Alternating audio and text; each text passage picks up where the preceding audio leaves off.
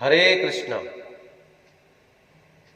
ओम अज्ञानं तिमिरान्धस्य ज्ञानाञ्जनशलाकया चक्षुरुन्मीलितं येन तस्मै श्रीगुरवे नमः।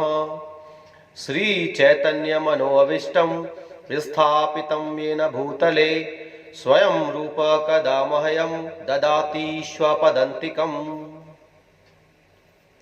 वाञ्छाकल्पतरुभ्यश्च कृपा सिन्धुभ्यैव च पतितानां पावनेभ्यो वैष्णवेभ्यो नमो नमः।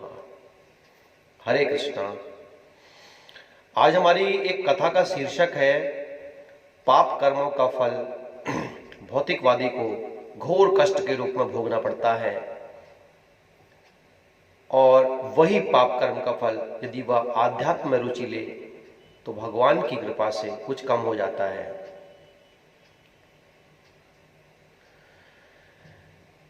एक व्यक्ति था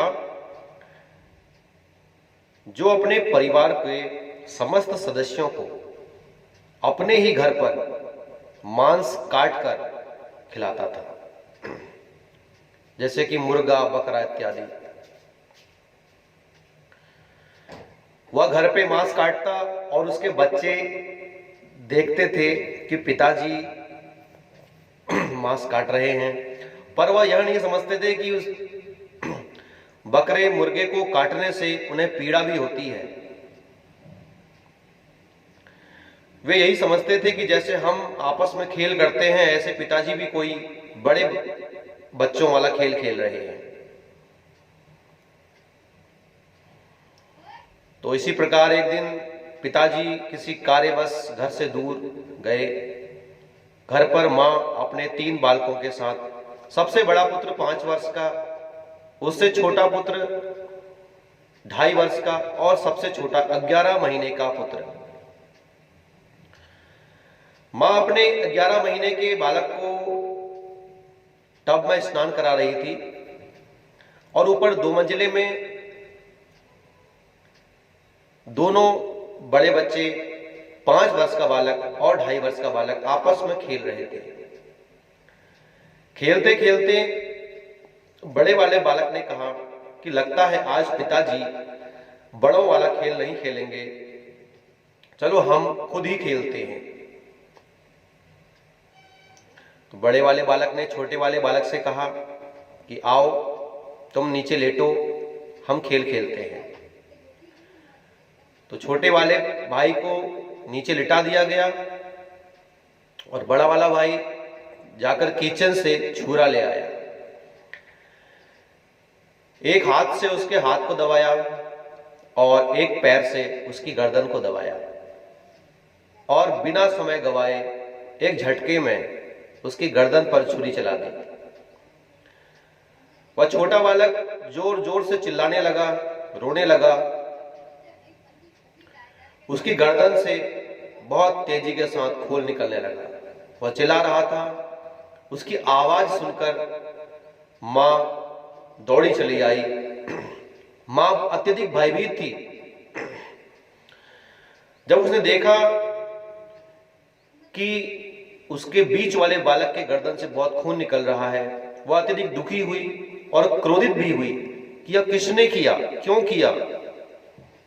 जब देखा कि वहां पर केवल उसका बड़ा बालक ही खड़ा है और हाथ में छुरा लिया हुआ है, तो मां ने अपने सबसे बड़े पुत्र को देखा।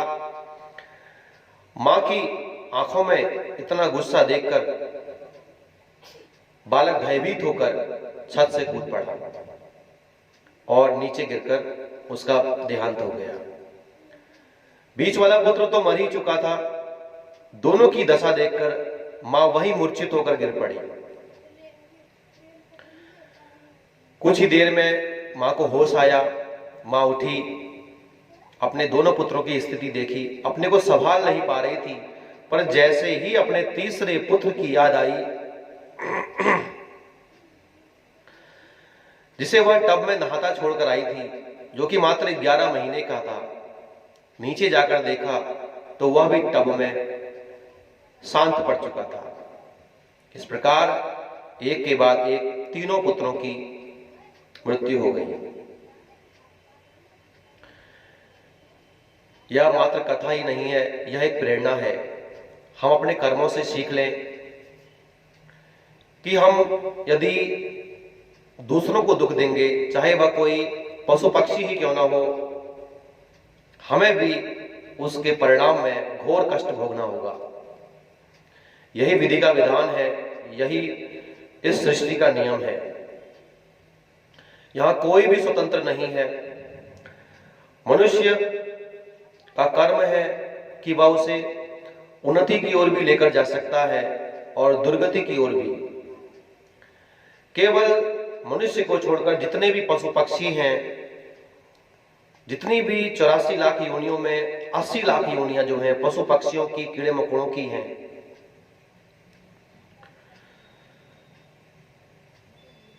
ये केवल भोग योनि है, जो अपना कष्ट भोग रहे हैं और धीरे धीरे उन्नति करके मनुष्य योनि तक पहुंच रहे हैं। किंतु मनुष्य योनि में पहुंचकर फिर से वही कर्म करना, कि फिर से उसी दुर्गति की ओर जाना, ये कहां तक? ये तो बिल्कुल मूर्खता की बात है कि मनुष्य जन्म पाइया, राधा कृष्ण न भजिया, जानिया सुनिया विष खाइनु। अरे मूर्ख, तूने करोड़ों जन्मों के बाद इस मनुष्य का देह प्राप्त किया मात्र कुछ वर्षों के लिए, और उससे भी केवल भोग ही भोग रहा है। फिर से करोड़ों वर्षों के लिए कष्ट पाने के लिए तो क्यों ना अपनी उन्नति कर, उच्च लोगों की ओर चला जा। इससे ऊपर स्वर्ग लोक है, महलोक है, जनलोक, तपलोक, ब्रह्मलोक, और उससे भी ऊपर भगवान का बैकुंठ गोलोक, जहां पहुंचने पर फिर व्यक्ति कभी भी इस संसार में लौट कर नहीं आता और भगवान सच्चिदानंद के परम धाम में वास करता है और वहीं परम सुख का उपभोग करता है।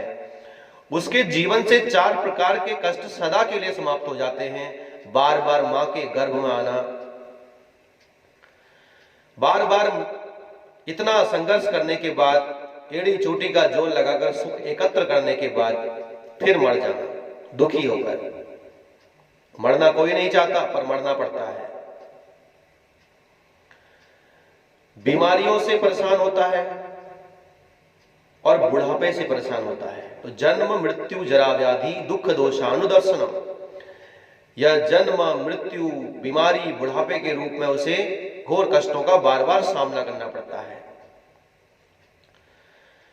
पर भगवत धाम गए प्राणी को इन समस्त कष्टों से मोक्ष मिल जाता है। वह भगवत धाम में रहकर भगवान की सेवा करता है दिव्य रूप में। पर जब तक वह अपने कर्मों को नहीं छोड़ेगा, दूसरे प्राणियों को सताना नहीं छोड़ेगा, वह जब तक ये नहीं मान लेगा कि जैसे मैं भगवान का बनाया हुआ हूं, सारे प्राणी भगवान के बनाए हुए हैं, जैसे मुझे दुख होता है वैसे सारे प्राणियों को दुख होता है, जैसे मुझे दर्द होता है सारे प्राणियों को दर्द होता है, जैसे मैं रोता हूं वैसे सारे प्राणी रोते हैं। तो जब तक वह अहिंसा धर्म को, दया धर्म को, परमार्थ धर्म को नहीं अपनाएगा, तब तक उसके जीवन से कष्टों का जाना नहीं होगा। कष्ट सदैव बने रहेंगे और उसके सुख समाप्त हो जाएंगे। अंततः वह इतना कष्ट में आ जाएगा कि उसका जीना दूभर हो जाएगा। वह हमेशा ही देखेगा कि देखो दूसरे प्राणी सुखी हैं और मैं दुखी हूं। फिर ईर्ष्या जन्म लेगी कि मैं अकेला दुखी क्यों हूं, ये लोग दुखी क्यों नहीं हो रहे हैं। फिर और कर्म खराब करेगा और आगे अपना जीवन बर्बाद करेगा। इसलिए हमें जितना जल्दी हो सके अपने को भगवान के चरणों में अपना जीवन अर्पण करना चाहिए। अपने सारे कर्मों को भगवान की प्रसन्नता के लिए करना चाहिए, अपनी प्रसन्नता के लिए नहीं, या अपने पड़ोसी की प्रसन्नता के लिए नहीं, अपने संबंधी की प्रसन्नता के लिए भी नहीं। केवल एकले कृष्ण गौड़ बाकी सब भृत्य, एक केवल भगवान कृष्ण की प्रसन्नता के लिए ही कर्म करना चाहिए। क्योंकि ब्रह्म संहिता में ब्रह्मा जी वर्णन करते हैं कि ईश्वर परम कृष्ण सच्चिदानंद विग्रह अनादिरादिर गोविंद सर्व कारण कारणम। इस संपूर्ण सृष्टि को रचने वाले ब्रह्मा यही वर्णन करते हैं कि परब्रह्म केवल कृष्ण है। कोई भी इतने अनेकों देवी देवता हैं जो कि विभिन्न कार्यों को करने हेतु भगवान के द्वारा नियुक्त किए गए हैं। व्यक्ति इनमें से किसी को भी भगवान के रूप में पूजता है, लेकिन ब्रह्मा जी यहाँ पर निर्देशित करते हैं कि ईश्वर परम कृष्ण सच्चिदानंद विग्रह अनादिर आदिर गोविंद सर्व कारण कारणम, सारे कारणों का, संपूर्ण सृष्टियों का, कर्म अकर्म विकर्म, सतोगुण रजोगुण तमोगुण, पंच तत्व और सूक्ष्म शक्तियां, अहंकार, महतत्व और बुद्धि और मन, इन सभी के परम स्वामी केवल भगवान कृष्ण हैं। गोलोक धाम के स्वामी भगवान कृष्ण हैं। इस संपूर्ण भौतिक सृष्टि के स्वामी भगवान श्री कृष्ण हैं। वह जीवों को भगवत धाम में ले जाने के लिए आकर्षित करने हेतु विभिन्न युगों में विभिन्न अवतार धारण करते हैं। तो हमें यह अनमोल मनुष्य जन्म मिला है। हम इससे जितना जल्दी हो सके भगवान की शरण ग्रहण करें। यहां पर कोई सदा बने नहीं रह सकता। सबको एक दिन यहां से जाना होगा, अपने सगे संबंधियों को छोड़ना होगा। तो हम अपने मन के मनोरंजन को त्याग कर भगवत रंजन करें, भगवान के हिसाब से हम कार्य करें, श्री कृष्ण की प्रसन्नता के लिए कर्म करें, श्री कृष्ण के बनाए हुए नियमों पर चलें और अपने जीवन को धन्य करें, दूसरों पर दया करें, 4 नियमों का विशेष रूप से पालन करें, किसी भी प्रकार का नशा न करें, चाय कॉफी बीड़ी शराब भांग इत्यादि, मीट मांस न खाएं, लहसुन प्याज का भी परित्याग करने की प्रयास करें, जुआ सट्टा लॉटरी इत्यादि से दूर रहें और अवैध संबंधों से दूर रहें। इसके अतिरिक्त भक्ति में भगवत प्राप्ति के लिए, इसी जन्म में भगवत प्राप्ति के लिए हरे कृष्ण कृष्ण कृष्ण हरे हरे, हरे राम राम राम हरे हरे, इस महामंत्र का निरंतर अखंड रूप से जप करें। इस मंत्र जाप को खंडित न होने दें। खंडित होने पर पश्चाताप करें और हे प्रभु मुझे अपने धाम अपने चरणों में वास प्रदान करो, यह प्रार्थना करें। तभी हमारा जीवन धन्य होगा और तभी हमारे कर्म सुधरेंगे और तभी यह समाज भी सुधरेगा। नहीं तो हमारे स्वयं के प्रयास से कुछ नहीं होने वाला। हरे कृष्णा।